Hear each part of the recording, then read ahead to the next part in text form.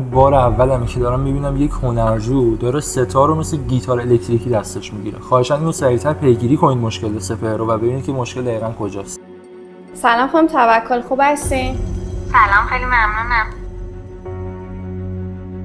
من خودم از این موضوع ناراحتم که سپهر اصلا تمرینای ستار رو انجام نمیده. تا حالا به این فکر کردین که چرا تمرین نمیکنن؟ راستش نه، فکر میکنم که از تنبلی سپهر باشه. تا حالا به علاقه موسیقایش و آهنگایی که گوش میده توجه داشتین؟ حالا بیشتر از این سبکای غربی خارجی گوش میدم. و منظورتون همه راک و متال و این هاست؟ بله، فکر میکنم همین باشه.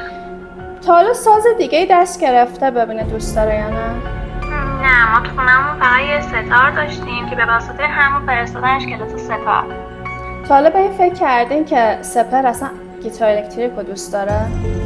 نه، تا حالا فکر نکرده بودم بهش. من بهتون یه پیشنهاد داشتم قبل از اینکه سپهر از موسیقی زده بشه به جای ستار گیتار الکتریک رو شروع بکنه.